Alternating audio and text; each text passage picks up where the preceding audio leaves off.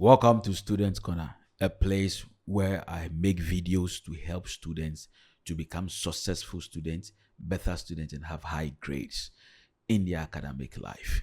Now, my main purpose for this video is to show you how to create a steady schedule or a steady timetable to help you in your study life.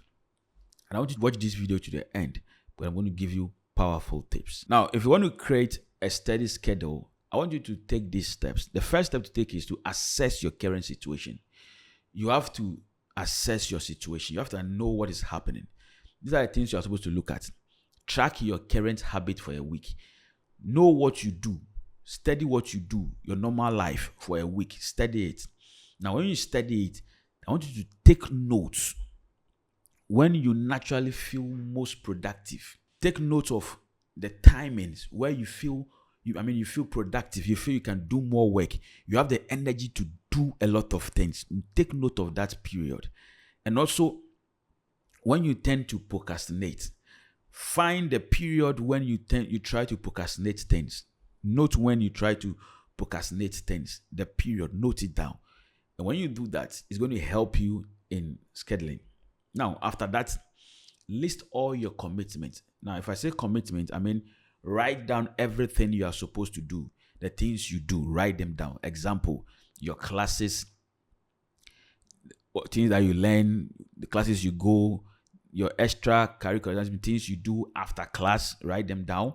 Your social activities, your life after out of the school, write all of them down. When you write them down, now I want you to identify your goal. Identify your goal. What do I mean by identify your goal? It means that what grades do you want to achieve in that semester? What grade, or in that term, what grade do you want to achieve?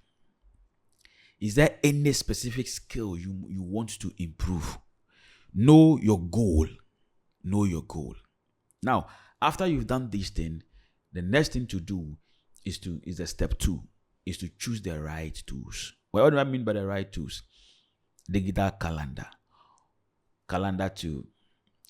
That's where to write your stuff, where to write your timetable. You can use productivity apps like Notions and Trello. Now, I'm saying all these things I'm not making any advert for them. It's just my recommendations based on what I have seen with them. Physical planners, that is notebooks, diaries. You can choose any of these ones and use them in writing your schedules. If you're a student, before I go to the next one, if you're a student and you want to improve your grades, if you want to improve your studies, you want to become a successful student, subscribe to this channel if you are not. Like it if it is helping you, and share with your friends to help them also. Now, the third step is to allocate your time strategically. Now, you know that you have studied yourself from the week. Now, you've listed your commitments, the things you're supposed to do. Now, you have to allocate them to time. Now, how do you do? First, start with fixed commitment, classes and work. List the things that are fixed and very important. Example, your classes and your work. These are the things you're supposed to allocate them first.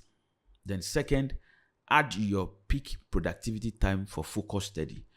The time that you know you study well, the time that you know that you're very productive. Use that one for your focus studies. The thing you're supposed to learn well, use that time. And very important is that you have to schedule breaks and downtime. Now, you have to give yourself break. When you stress the brain, it's not healthy for your body. Stress is not healthy for your brain also. It can affect your studies. So have break. Now, there are times you are learning, you feel down during the schedule. Notice those times and have break for those downtime also.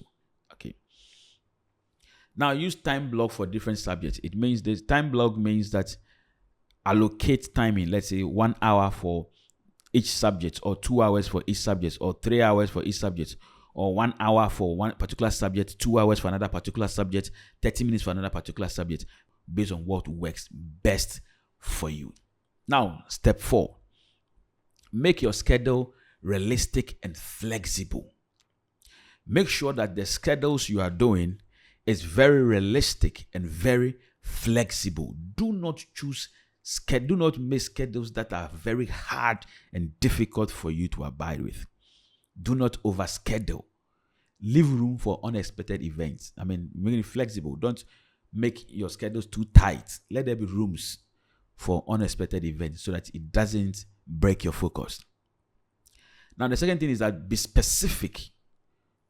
Do not be rigid. Just be specific, but not rigid. Include alternative options. Example, if you cannot do task A, have task B ready. So when you are doing your schedule, have backup. In case you can't do task A, have a backup to do so that you have productivity of your time. Okay. Now, schedule in self-care and fun activities. Remember this saying, all work and no play. Well, you know the rest. Make Jack a dull boy. So have fun activities in your time schedules. Okay. Now, step 5, review and adjust. You see, I keep saying this thing. There are things that will work for me, might not work for you.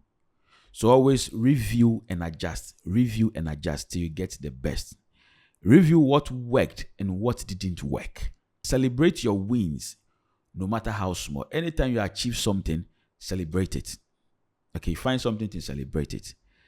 Adjust your schedule based on your findings.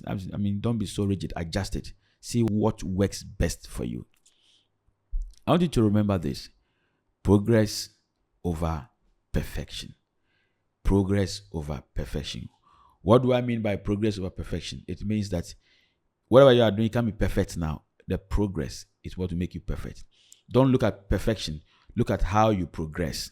Focus on your progress. Don't focus on how well you do it. I believe these tips is going to help you to create a steady schedule very, very well. And subscribe to this channel so you don't miss any of our videos. My aim here is to help you to become a successful student. Thank you and see you in the next video.